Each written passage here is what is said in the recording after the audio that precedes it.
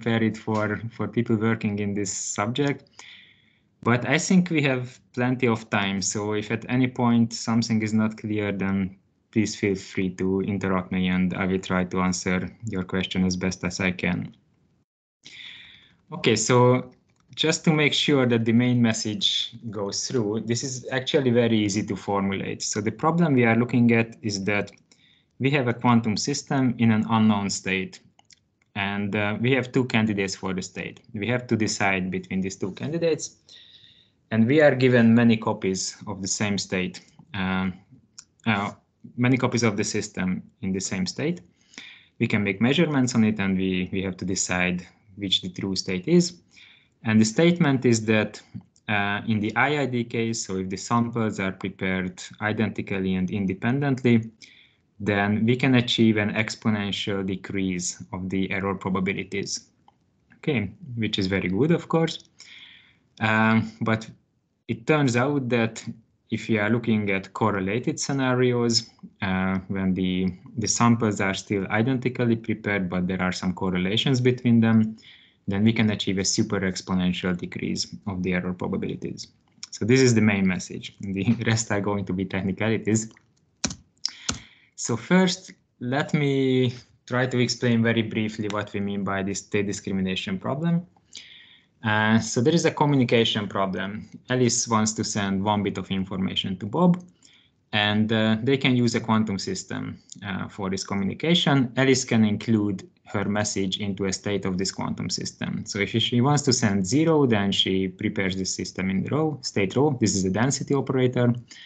If she wants to send 1, then she prepares the system in state sigma. Okay, she sends the system to Bob. And Bob makes a measurement. The measurement has two possible outcomes, 0 and 1, with corresponding measurement operators, T0 and T1. And depending on the outcome, he decides whether the message was 0 or 1. Okay, so this is very simple. The states that Alice can prepare are fixed. So basically you can think of a machine here. So Alice has a machine with two buttons, 0 and 1. And if she presses the button 0, then the machine prepares the system in state rho. And if she presses 1, then it prepares in state sigma. But Bob has a freedom in choosing the measurement, right? So this is what they can optimize over.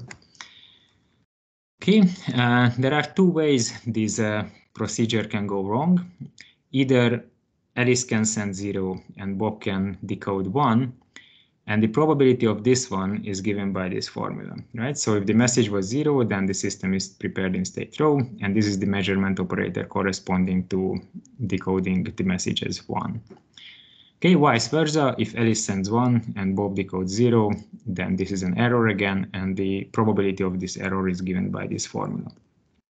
All right, so this we call the type 1 and the type 2 errors for no particular reason. This is just convention. Okay, and it is very easy to see that if you choose this measurement operator to be the identity, then you can make this error to be 0, right? But then this error is going to be 1, which is very bad. Vice versa, we can choose t to be 0, so this error can be made 0, but then this error is going to be 1, which is very bad again.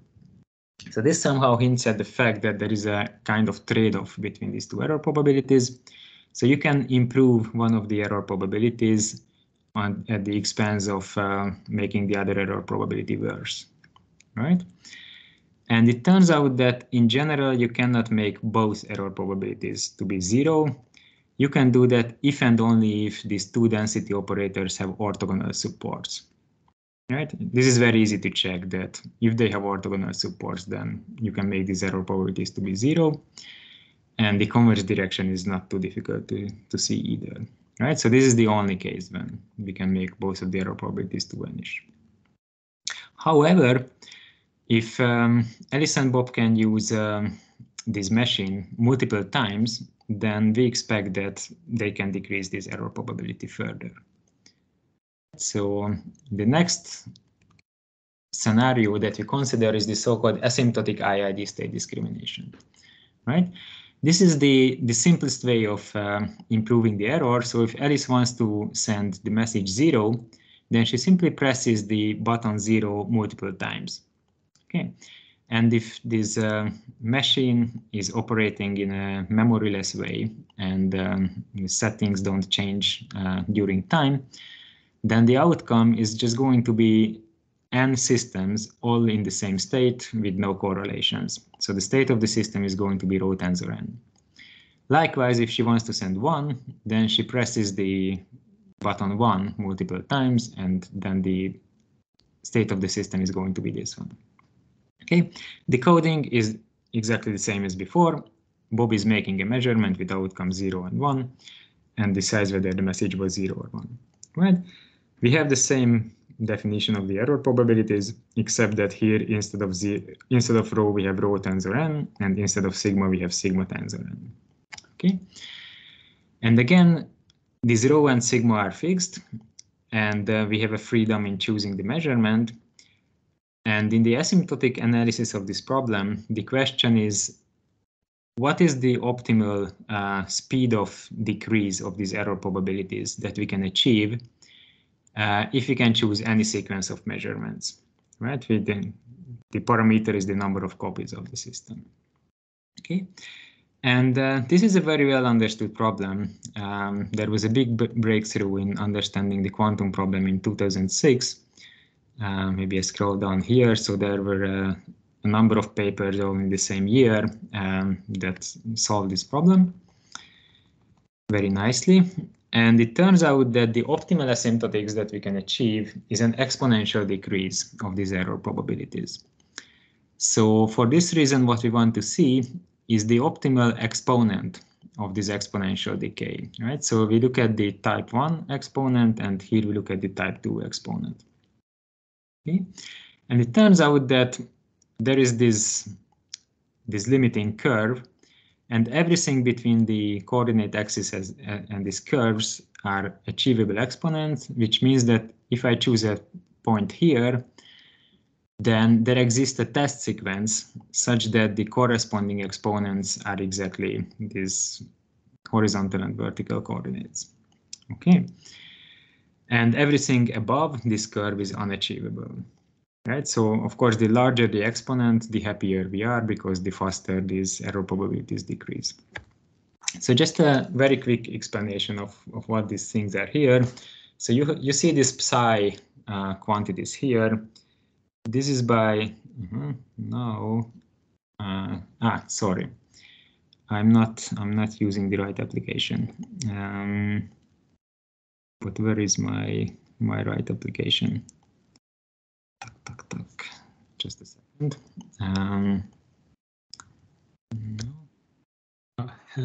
You have so many tabs.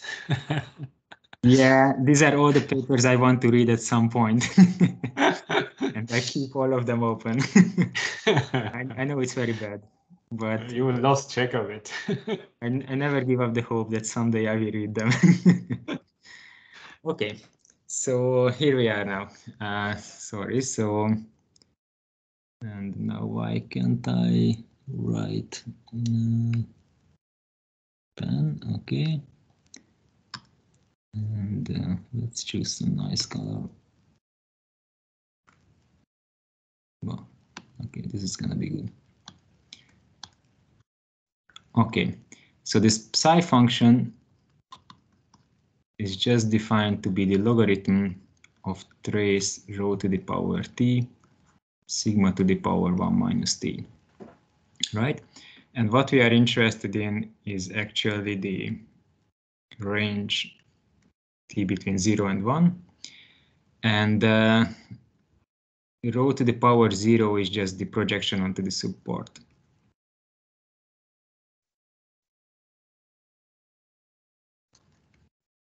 Oh, sorry.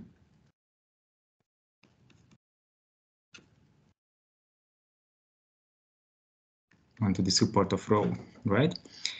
So what we have done here is just minus the logarithm of trace rho to the power 0 sigma, and this is strictly positive if and only if I try to find out. So this is 0 if the support of rho is dominating the support of sigma.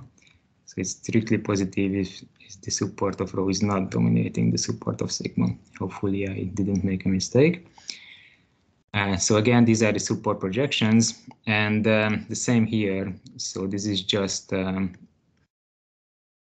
minus log trace rho sigma to the power 0. This is strictly positive if and only if the support of rho is not dominated by the support of sigma. Okay. So we have these regions here where you can have a finite exponent for one of the errors and you can have an infinite exponent for the other error. Actually, it's not even it's so infinite that the error is 0 for, so you can choose a test where the first, the type 2 error is exactly 0, and no, sorry, the type 1 error is exactly 0, so this is going to be plus infinity, and the type 1 error is finite, and similarly here. So basically what we see is that in order for one of the errors to decrease super exponentially, the supports cannot be the same. Is there a question? Yeah, I have a question. Okay. Okay. What is psi? Yeah, it's defined here. I mean, like, yeah, but I mean, does it have some? I mean, is it the exponent? Is it meant to be something, or is it like just something that you just define and it's something? It's just something that comes out of the details of the problem. Okay, so it's something that comes out of the details of the problem, but maybe I can help you understand this a little bit better. So this HR rho sigma, this is the equation of this curve, right? So this is R here. So this is R. We have R in the horizontal axis, and for each R, this is HR, the point in this curve. And the equation of this curve is given by this formula, R minus 1 over alpha minus 1 psi alpha. And this here is nothing else but the so-called Petz type Rényi divergence of rho and sigma.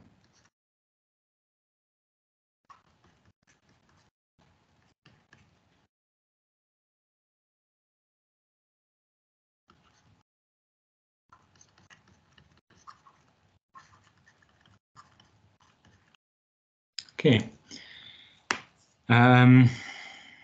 So and I have one more question. So what is psi prime?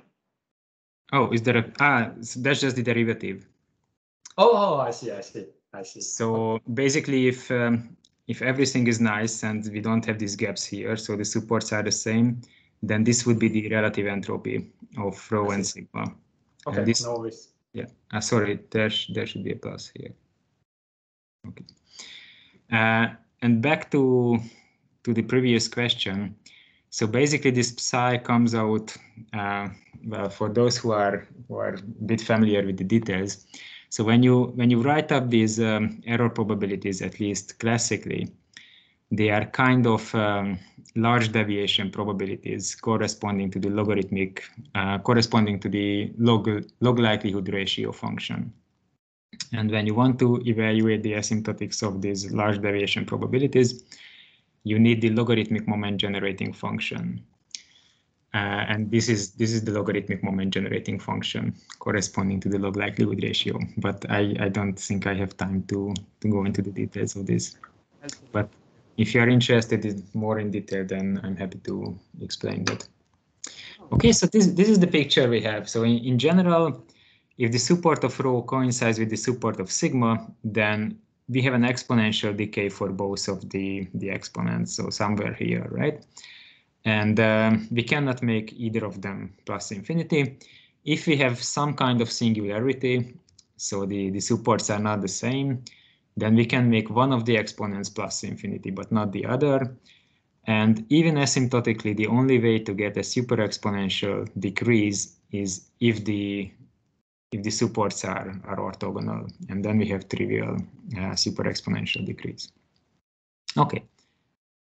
What does it mean to have a correlated state discrimination scenario? Right. So this is the next thing I would like to try to explain. So asymptotic discrimination of correlated states. So this scenario can be mathematically described by looking at a sequence of density operators on longer and longer qubit chains. Right. So this means that we have n qubits next to each other on a chain. This S is just for the state space, so these are density operators. And for each length n, we have a density operator. And they have to satisfy certain compatibility conditions. So if we trace out the last qubit of an n+1 side chain, then we should get the density operator corresponding to the one shorter chain. Okay. And the other compatibility constraint is that the same happens if we trace out the first qubit. This basically describes translation invariance of this state. So this is a description of so this is an infinite collection of density operators satisfying these compatibility constraints. This is a description of a state on the infinite chain, which is close to the usual quantum information theory formalism.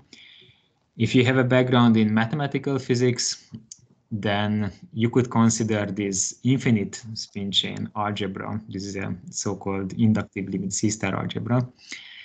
And this is an infinite dimensional object, and there are no density operators. So in this algebraic formulation, a state is not specified by a density operator, but by a positive linear functional on this observable algebra, which is normalized so that it takes 1 on the identity. Okay. I'm confused here. So why do you have Z on one on the bottom and N on the top? Well, it's translation invariant. So, I mean, you can move this any bit. I mean, you can define a translation invariant state on the doubly infinite chain by specifying any finite segment of the chain, right? It doesn't matter where this finite segment is located. But I don't understand why you have N on one and Z on the other. It doesn't really matter. I mean, you can have N here if you want. It's the same.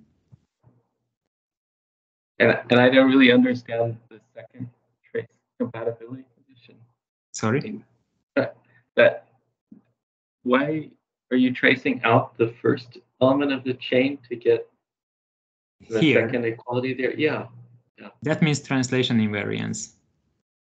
So if you're looking at a half infinite chain, right, 1, 2, 3, and so on, then this gives compatibility. So this defines you as when you trace out the first element. This defines you a state on the infinite chain. Sorry? When you trace out something.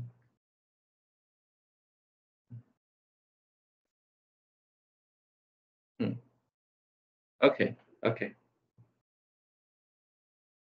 Is it okay, or? I think I'm starting to understand. Good.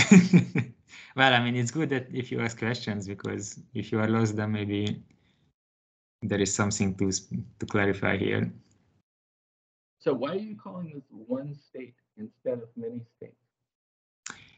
Because if these compatibility conditions, these compatibility conditions are satisfied if and only if I have this positive linear functional on the doubly infinite chain, so that the restrictions onto finite chains have these density operators. So is the state omega not given by a density matrix? I mean, it depends in what formalism you are working in. If you're working in, I mean, if you want to specify something on the infinite spin chain directly, then the infinite spin chain algebra is an infinite dimensional C-star algebra. There is no Hilbert space behind it. there are no density operators. So you use state for a quantum state which is not given by a density operator. Exactly. So, okay, so let's try to clarify this because maybe this is important. So if you have a finite dimensional Hilbert space, then, and you have a density operator rho, right? Then this defines you a functional, a linear functional. Oopsie. Shit. No, what did I do? My pen went crazy. Stop it. Okay. now I just have to find out what to do with this mess. No, not this. Oh my goodness. I don't know. I think this is the eraser, maybe. The one with 10, the 10 label 10. Yes, but I want to erase this. And actually, I want to go back and. No, maybe this. Control Z takes you back. Maybe. Control Z. Yeah, thanks. Perfect. Sorry for this. Okay. So then, right. I have this map, right? For any operator in B of H, I can assign the expectation value of A with respect to rho, right? This is a linear functional. This is positive. So if A is a positive semi-definite operator, then trace rho A is larger or equal than 0. And this is normalized. So trace rho times identity is equal to 1, right? Linear, positive, normalized. Right. And vice versa if I have a functional with these properties. So if omega is B of H to C, positive, linear, normalized, then there exists a unique density operator such that omega A is trace rho A for every A, right? So in the finite dimensional case, it's all the same, whether I specify something with a density operator or by a positive linear normalized functional. This is describing the same object, just in a different language, right? Right. Okay. And the thing is that, I mean, this is really the expectation value functional. And if you want to precisely, mathematically, rigorously treat infinite dimensional systems, then often you don't have a Hilbert space description. You have a C-star algebra description. And on C-star algebras, I mean, if there is no Hilbert space, then there are no density operators. And you define a state as a positive linear normalized functional. But then... So is any theory of state discrimination which only works with density operators incomplete? I mean, obviously, technically, it's a little bit more complicated to do state discrimination in the more general scenario, but there are many results also in the infinite dimensional case. So I don't really know any scenario where you have significantly different results in infinite dimension than in finite dimension. It's just technically more complicated. But okay, I think we've spent quite a bit of time on this. It's important because, yeah, I mean, this notion is going to appear again. But if there are no more questions right now, then I would probably continue because there's a bit more to explain. Okay, so okay, but anyway, I'm happy that you asked this question. So maybe we clarify this. So we can think of a correlated state as in this abstract algebraic formalism. But if you're not familiar with that, then just think of this as a collection of density operators on longer and longer spin chains, right? I mean, that's a perfectly standard quantum information theory description. Okay, and we only need this picture to specify our problem. And the state discrimination problem now is that we have two such sequences of states, which I denote by omega upper index 0 and omega upper index 1. And for each length n chain, we can choose a test, right? So this is just one measurement operator in a two outcome POVM. And at each length n, we evaluate the type 1 and the type 2 error, and we look at the exponents. And we say that these two states can be super exponentially discriminated if and only if these two exponents are both plus infinity. Okay, so this is exactly the same as before. So the IID, maybe I should have written it here. The IID case that we have considered before is when omega n is equal to omega 1 tensor n for every n, right? So this is just a more general problem, really. Okay, and of course, this in itself is not interesting. Again, if the supports are orthogonal, then we can trivially achieve this. So our main theorem is that we can construct two states, two correlated states, such that they are super exponentially discriminable, and all local density operators are strictly positive. So they are invertible, they have full support, right? So they are not only not orthogonal to each other, they have both of them have full support. Okay, so this is the main theorem. This is what I would like to explain. And now, if you have any questions, then please ask, because now we are switching to something else. I have a question about how did you describe the correlation between omega 0 and omega 1? Okay, there is no correlation between omega 0 and omega 1. Omega 0 describes correlation between the different sides. And separately, omega 1 describes correlations between the different sides. So I don't know if you're familiar maybe with the Markov chains in the classical case. Then you can think of like two different Markov chains. I want to discriminate two different Markov chains. Oh, I see. Oh, Okay. I thought you are going to discriminate omega 0 and omega 1.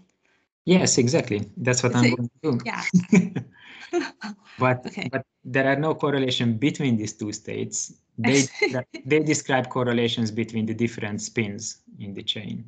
Actually, is that the omega has described some correlation within the chain. Yes, exactly. Yeah. Okay, exactly. I see. Thank you. Okay, my pleasure. Thank you for the question. Okay, any other questions? Okay, if not, then now comes the the hard part. So actually, the proof is very simple, and in principle, I can show you the proof on two such pages. But unfortunately, I have to introduce a lot of concepts and notations to explain this construction. If you're familiar with that, then it's gonna be easy. If not, then it might be a bit heavy in one go. But anyway, I do my best to make it more or less digestible. So this is going to be just general notations and definitions. This is one part of the proof, and this is the other part of the proof, and that's it. So let's see if I can manage to cover that in the available time. Anyway, I've already stated my two theorems twice. I'm going to state it once again at the end of this page. So if I don't manage to finish the proof, then you still get the main statement. So actually, we're not going to work directly on the spin chain, but we're going to work on a so-called fermion chain. So instead of having a chain where at each side there sits a spin, now we are thinking of a chain where at each side there sits a fermion, or there doesn't. I will explain that in more detail. But there is a mapping between these two pictures, spin chains and fermion chains. So if we have a state on one, then we can map it into a state on the other. So let me explain how this fermion chain looks like. So if you studied physics and second quantization, then this should be familiar probably. So we have such a system is given by a complex Hilbert space. In our case, when we want to describe the chain, this complex Hilbert space is just going to be this L2Z, this small L2Z. Now, where is my pen again? Never mind. Which is just this sequence of, I mean, doubly infinite complex sequences, such that this sum of the absolute value squares is finite. And then we have this well-known inner product on this space. So this is an infinite dimensional complex vector space. And we use this to describe a chain, a one-dimensional chain with fermions at the sides. Okay, so this is what our Hilbert space is going to be.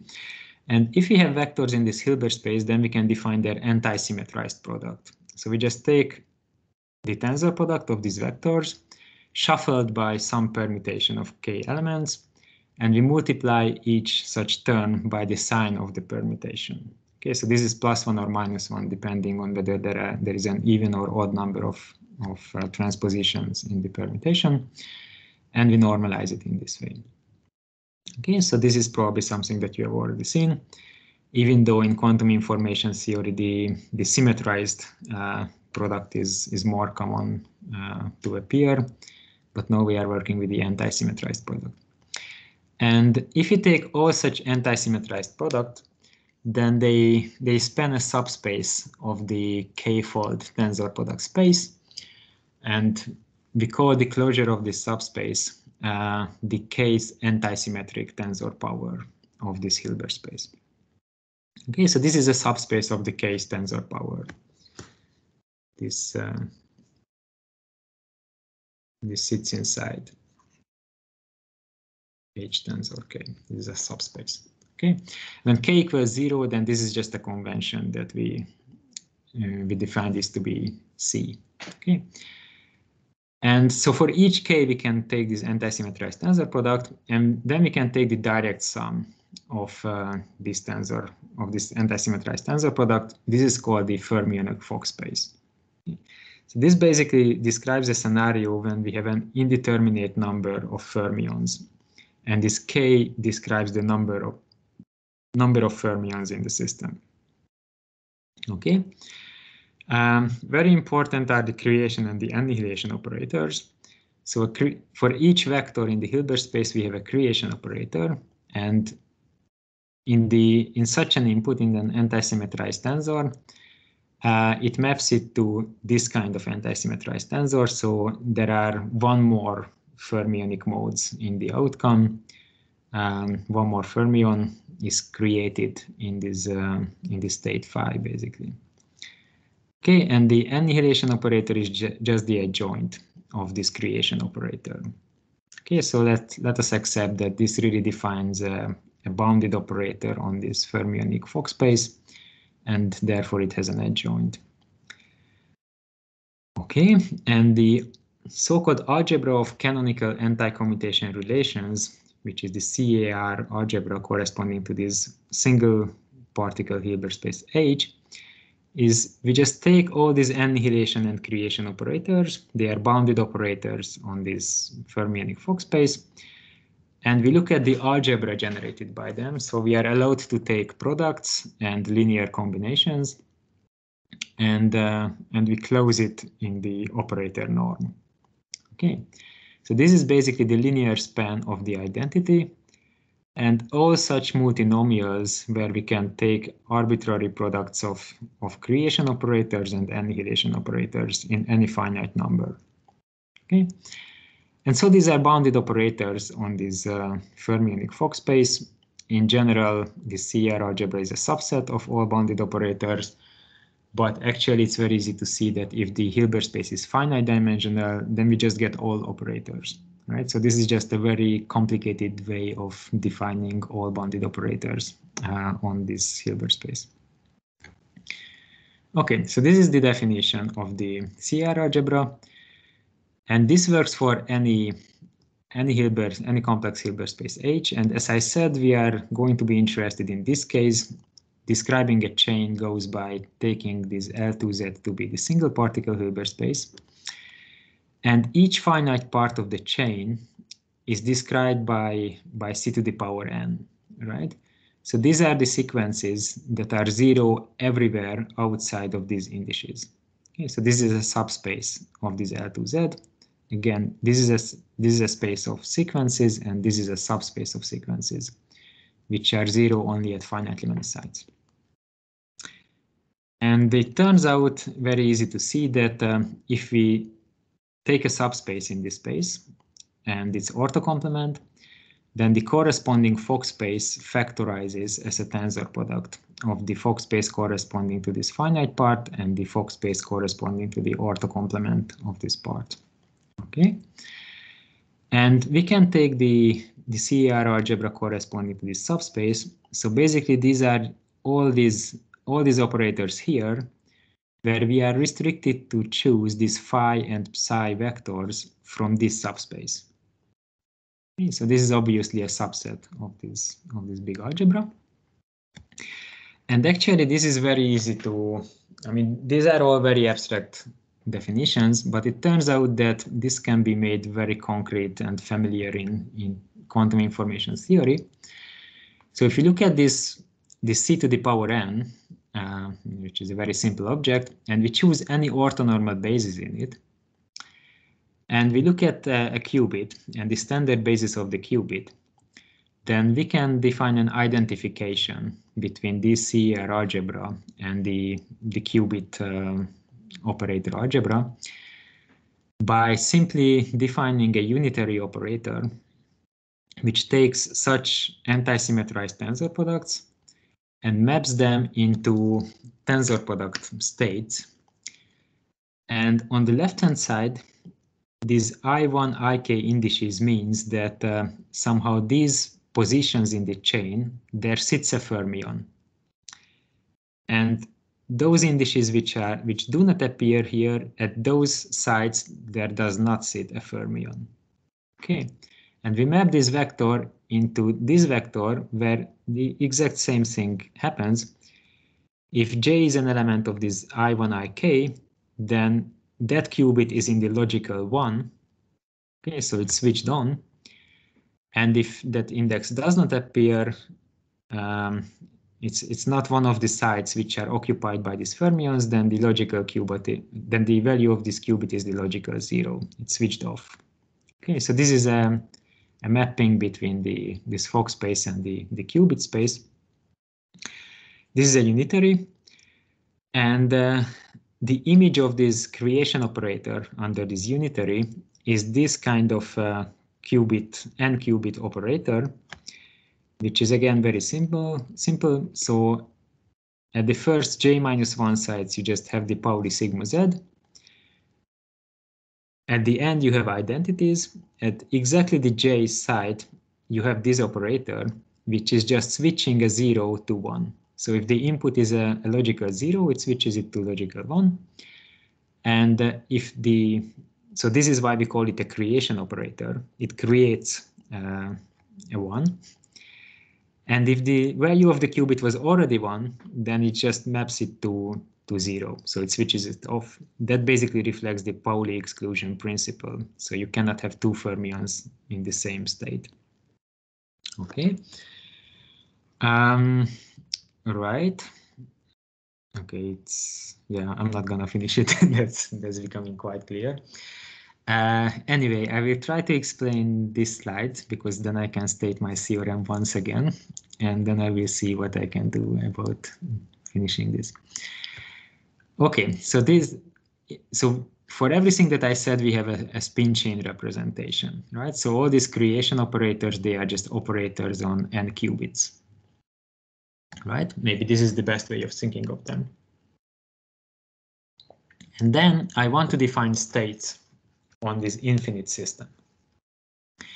And it turns out that for any operator, any bounded operator on this infinite Hilbert space, this sequence space, which is between 0 and identity, we can define a state And again, in this operator algebraic formulation, a state is going to be a positive linear functional, which is normalized to 1. Okay. And because we have discussed that this algebra is just the linear span of this kind of products, then it is sufficient to define my functional on this kind of products. And on such a product, it is defined by a combinatorial formula. So I have, in order not to get 0, I have to have the same number of creation and annihilation operators. And after that, I just take the vectors from these in this creation and annihilation operators and create these sandwiches and arrange them in a matrix. Okay, so these I and j are the indices of row and column indices of a matrix, and I take the determinant of this. Okay, so this is a number, all right. And it turns out that if we define this map on these multinomials in this way, then this really defines a positive linear function on this algebra, which is normalized. So it defines a state on the CR algebra. And one can show, it's not so easy, but one can show that this can be mapped into a state on the infinite spin chain algebra. Okay. So basically this Jordan-Wigner isomorphism, which identifies finite parts of the chain with finite spin chains, also helps us to map a state on this algebra into a state on the spin chain algebra. Okay. An example for those with a background in physics, if you look at an interaction-free fermion system with a single particle Hamiltonian, then you can ask for the equilibrium state on a finite temperature. This is called the Gibbs state, and the Gibbs state corresponding to such an interaction-free single particle Hamiltonian is given by a Q operator like this. It's clear that this is an operator between 0 and identity, and this quasi-free state is going to describe the equilibrium state of this system. So this is basically why it's called quasi-free. It's free because this Hamilton operator does not describe correlation between the fermions, but it is quasi-free because due to the Fermi statistics, we don't get a product state. We still get correlations, even though there is no correlation in the level of the Hamilton operator. Okay, so this is the physical picture behind such states. Hi, can I ask a question? Sure. So, like, since the beginning of your talk, I was wondering, like, why? I mean, whether, like, you know, the main conclusions of your talk, the main results of your talk, they hold for dimensions of, I mean, systems of dimensions beyond qubits. I mean, if I remember correctly, at some point of time you introduced qubits and you were talking about, like, you know, doing stuff for qubits. Mm-hmm. So suppose you want to do everything for qubits, like, does everything work out fine? Like, can you define a fermionic, can you go by this pathway where, like, you know, you... Not that I know. But I mean, here we don't want to prove general theorems. We want to give an example where you see an asymptotics that you don't see in the IID settings. Right. So we just want to demonstrate a phenomenon. Yeah, okay. And for that, I mean, we don't have to be very general. We just need one particular construction. Yeah, but so like if you were to do for a qubit system, then you can use this entire fermionic construction to get this thing. Yeah, I mean, for Q treats, you would need something else. Okay. Right. So this way we define a state on the infinite system, and then we look at finite parts. So basically, what we imagine is that we have this infinite chain, and we can make measurements on finite parts of the chain, right? So measurement on a finite part means that we are looking at these sides from 0 to n-1.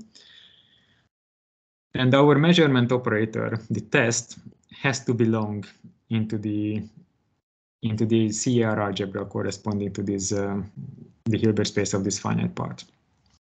Okay, and then the expectation value this measurement operator under the state is we just put this operator into this functional. But in this case, we are in a finite dimensional scenario, so we do have a density operator, right? And it's actually very easy to give this density operator. So remember, in this case, this algebra is nothing else but the spin chain, right? So we live on a spin chain. These are our creation operators, and this algebra is nothing else but all bounded operators on n qubits. Okay, so we are in this picture in this case. And in order to describe this density operator, we can look at the canonical embedding of this c to the power n into L2z. I mean, obviously, so these are all the sequences that are 0 outside of the first n sides, and these are all sequences. So trivially, this is embedded into this one. The original state was defined by this operator Q on the infinite Hilbert space, and we just map it down into this finite dimensional Hilbert space. So basically, this Q is a matrix which is infinite. It has infinitely many rows and infinitely many columns, and infinite in both directions. And we just cut out an n by n block of this matrix, right? This is what's happening. Okay, this is still an operator between 0 and identity, because the original one was between 0 and identity. We can take a spectral decomposition. So these are the eigenvalues and these are the eigenvectors. And then if we do this Jordan-Wigner transformation that we did here, remember this corresponded to an orthonormal basis in the Hilbert space. So we can take the orthonormal basis corresponding to the spectral decomposition. These are the unitaries. And if we make this transition to spins, then the image of the density operator is just going to be a tensor product state, which is diagonal in the canonical basis, right? So this is really extremely simple. And in the diagonals, you will have the eigenvalues of this Q and 1 minus the eigenvalues of Q. Okay, so this is actually quite a simple computation to verify. So again, somehow this is the right way to think about these local restrictions. And now I can state our theorem in a third time. So our statement is the following. We look at two such quasi-free states. So they are defined by these so-called symbols Q and R, which are just operators between 0 and identity. So we can find two such symbols, and we can find a sequence of tests such that all these local density operators are positive definite, and the two error probabilities have a super-exponential decrease. Okay, so this is our main result, and for this main result we need this fermionic construction. And as I see, I have 6 minutes left, which is not a lot. So I prepared a detailed proof, which I obviously won't be able to explain, but I would like to show at least a little bit of it. I'm just thinking of what I should show. Okay. So basically it has two ingredients, and I will try to round it up in 5 minutes. The first one I cannot explain in detail because that needs too much. But for those who are familiar with this whole fermionic formalism, there is something called the particle number operator. And we can construct good tests using spectral projections of this particle number operator. Okay. So basically, the test that we are going to use is we look at the projection onto the subspaces where we have a number of fermions between 0 and half of the dimension. And somehow this is going to be a universally good test, independent of what states we want to discriminate. So we get very easily computable error bounds. So this is one feature of the construction, that we can use this universal test. The other feature is that actually for all these things to work, we need everything to be translation invariant. So I already mentioned the definition of this spin chain model is that we want to define a translation invariant state. So if you take a finite part and move it anywhere in the chain, then the density operator is going to be the same.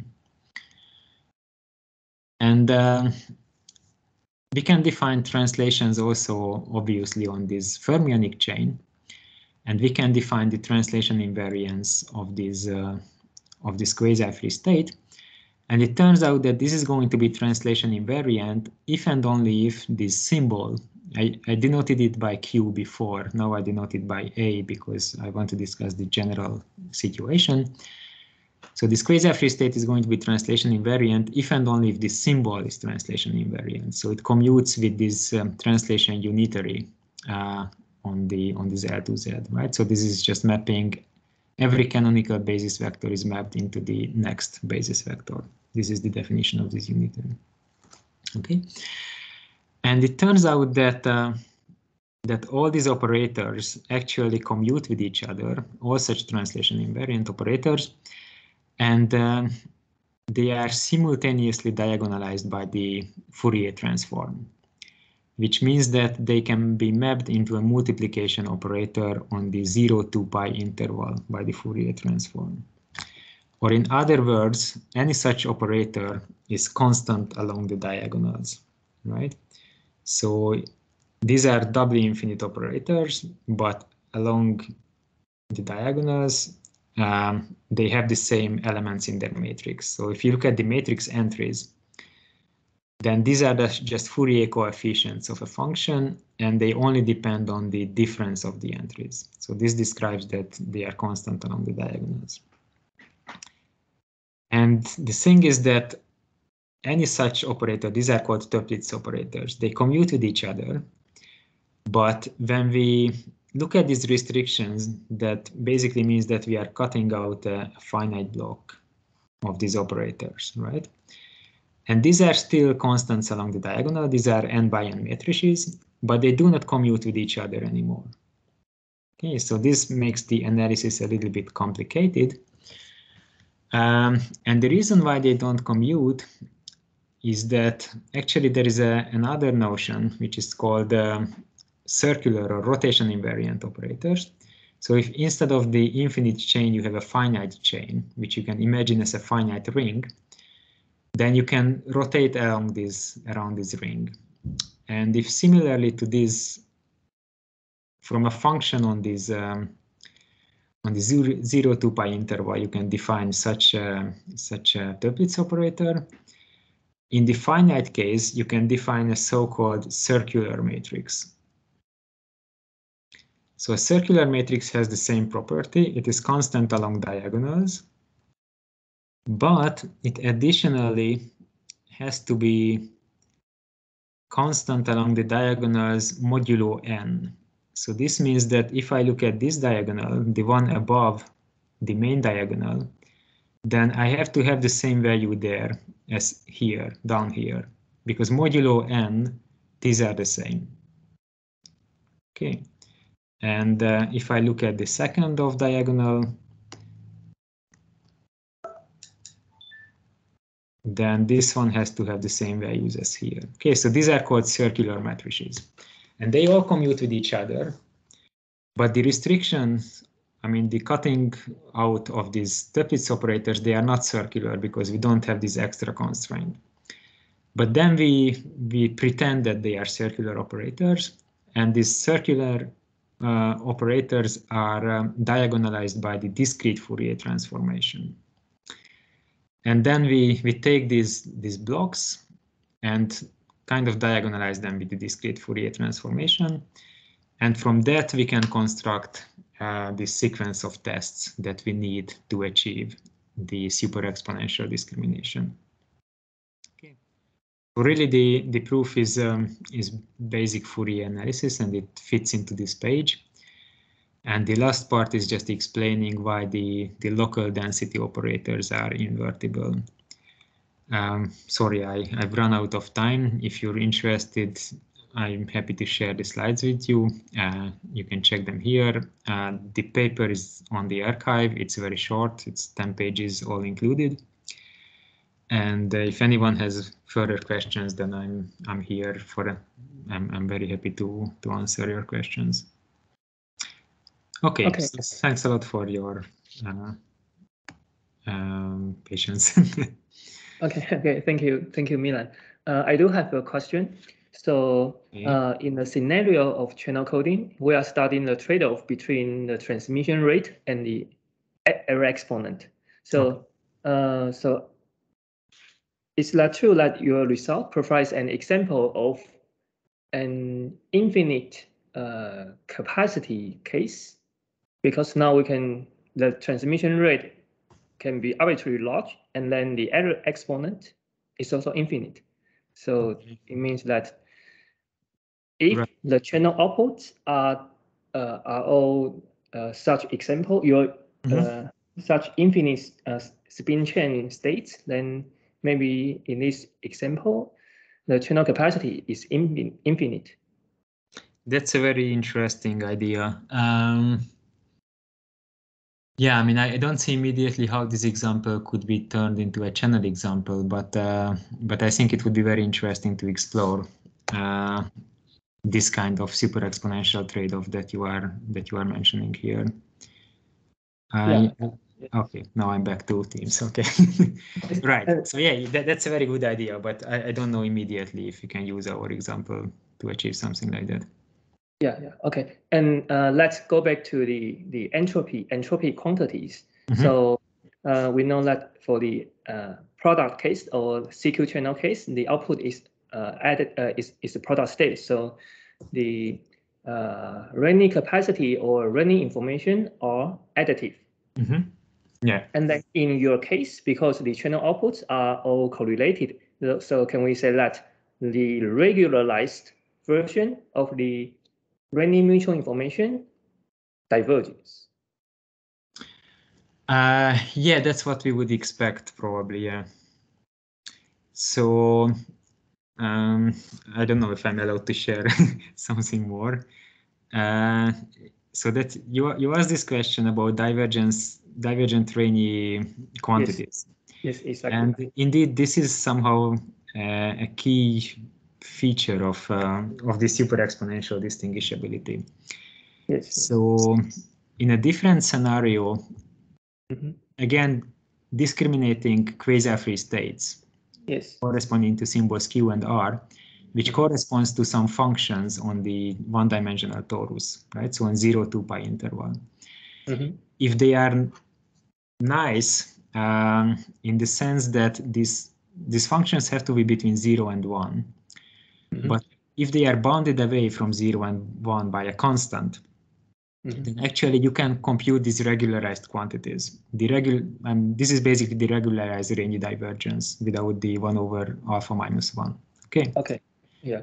Yes. And you get a very nice explicit expression for this. You just have to integrate the logarithm of something that really looks like the Rényi divergence, except this is for the functions, and the same thing for 1 minus the functions. Yes. Yes. Okay, and you see that, I mean, our scenario works in the case when, so our example requires that we have an interval where one of the functions, say q, is 0 and the other is 1. And in this case, this expression is going to diverge here. Okay. I see. And in the nice case, when we don't have this kind of singularity, then we have a nice finite regularized Rényi divergence. Okay. So yeah, I think that's a key observation, this divergence of the Rényi divergences. Okay. I have a last question, or so many questions. Okay. No, I'm very for questions. Yeah. So we know that in the channel coding case, the zero order running information provides an upper bound on the zero error capacity. So if the channel outputs all have full support, then we know that this quantity is 0. Right. The zero order running mutual information. But then it seems that in the these such infinite spin chain examples, I think it's interesting to study the scenario of zero error communication. Right. For full support for channel for channel outputs with full support. But then you don't really have zero error, right? I mean, you just didn't you just say? I mean, if I mean you have zero error communication if the supports are orthogonal for some of the states at least. Yeah. Yes. So but if they're all full supports, then So let me rephrase my question. So okay. If we have a channel whose channel outputs are all full support, then we do not have any zero error communication. But then your example could provide maybe your example provides an counter example in the infinite dimension case. So that's my point. Ah, okay. You mean you can kind of have asymptotically. Yeah, I'm not sure I completely understand the idea, but maybe we can talk a little bit more about it.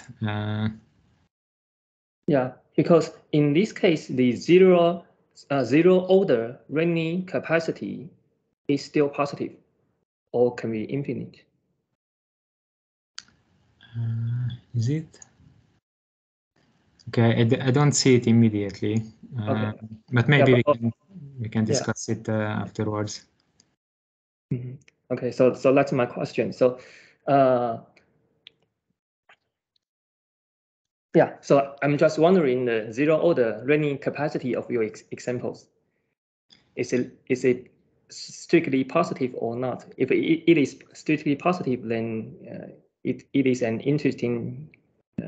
So by zero order, zero order capacity, would you mean the alpha equal to 0? The zero order divergence radius? Yes, exactly. Okay, I see.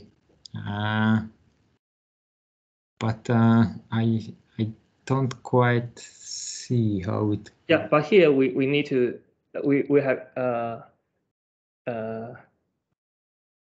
we have to come up with many channel outputs, because in your example there are only two. Yeah. Omega 0 and 1, but in the channel coding case we need to have like a output space, input space, input alphabet x. So in computing the radius, we have to take the primum over the input alphabet. Yeah, but your paper gives me a hint that there may be possible to construct an example to show that for infinite for channel output whose supports are they all have full support, then the zero order Riemann capacity can be strictly positive. Okay, so I mean, I would be very interested to. At the moment, I don't understand it yet, but it's probably my fault. So if you could explain a bit more, then I would be very happy about that. Yeah. Okay. I think it's about time. So let me thank you again for this very great talk. Thanks a lot. And okay, is there any question from the audience? Because it's all my questions. Any questions from the audience? As a second question. Yes, and Minjian first. Okay, I'm just curious. Does the correlation you consider is natural inside? I mean, you map the spin chain into the fermion first, so there will be correlation because you are considering the quasi-free state. So the correlation comes from there. But is there any natural correlation from the spin chain that can appear? Yeah, that's a good question. I mean, this is a bit beyond my expertise, to put it mildly. So the thing is that, I mean, this Jordan-Wigner isomorphism, for instance, was actually, I think, developed to study spin chain models. So there are there are specific spin chain models like the XXZ model or other models where you can map the problem into a fermion problem. And for instance, if you want to determine the ground state of this model, then you get a quasi-free state. And it's much easier to solve it in the fermion picture than in the spin chain picture. So in some sense, there are very natural spin chain correlations. So spin chain Hamiltonians that lead to quasi-free states. And this is very well studied in the physics literature, but I'm really not an expert in this. Now, if you ask whether these concrete examples that we studied have any nice physical model behind them, I've no idea, and probably not. I don't know. I mean, these are really tailored to get these examples, these specific behaviors. Okay. Wei-Yin, do you have questions? Yeah, because recently we just read a book from Pets and we just talk about CCR algebra. So probably that when we talk about the bosonic system, there could be no correlation within the omega, right? Within a spin chain, right? I mean, you can't really map a bosonic system into a spin chain. So right. The thing is that a bosonic system, even if you have one single mode, is already infinite dimensional. So it's very different from the fermionic case. I mean, you can still look at this kind of super-exponential discrimination, and it makes sense. We actually are interested in studying that too. But then you have to work directly in the bosonic system, in the bosonic chain, and not in the spin chain. I see. Yeah. Okay. Maybe can I just add a comment to the previous question? Sorry, I just remembered something that I should have remembered. Yes, please go ahead. I tried to, for some reason, all the applications that I need tend to disappear somewhere. Okay, anyway, let me try to open again this drawboard PDF. Okay, and I try to find some space here. So, okay, now it is working. Right. So these quasi-free states, if they are translation invariant, they are specified by functions on the one-dimensional torus. My drawing skills are amazing. Okay, and these functions can be measurable functions, arbitrary measurable functions taking values between 0 and 1. And they are pure states if and only if they are characteristic functions. So that means that there is a set on which they are 0, 1, and everywhere else they are 0, right? So this is a pure quasi-free state.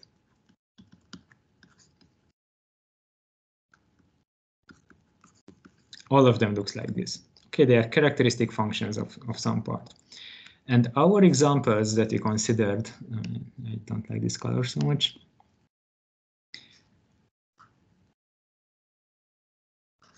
Our assumption is that there is an interval on which one of the functions is 1. So it's 1 on this interval, and the other function is 0 on this interval. But outside, they can do whatever they want. Okay.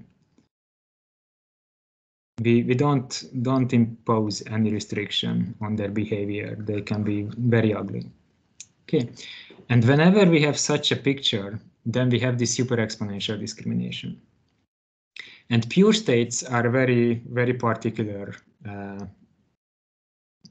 special case of this kind of picture, right? So if we have a pure state which looks like this, and we have another pure state which is the characteristic function of just the complement of this one, for instance. So it would be 0 here, and it would be 1 on the rest. Then again, they could be super exponentially discriminated. And these kind of pure states, they are very physical in the spin chain, right? So what I just mentioned is XXZ model and other models, but I really don't know them by heart. So they give ground states which are such quasi-free states. So basically, you could say that our example, I mean, special cases of our construction give that that ground states of the spin chain models can be super exponentially discriminated. Okay, so yes, there is some meaningful spin chain correlation in these examples. I don't know if that's in the line of your question. Thank you. It's clear. Yeah, thank you. Again, Okay. So let's thank Milán again for this very nice talk and the explanations. Well, thanks a lot for listening to the talk, and again, it was a pleasure to participate in your seminars. Thanks. Okay, thank you very much. Yeah, I hope to see you somewhere soon. Yeah, me too. Bye. Okay, bye-bye. Bye-bye. Thank you. Bye. Thank you.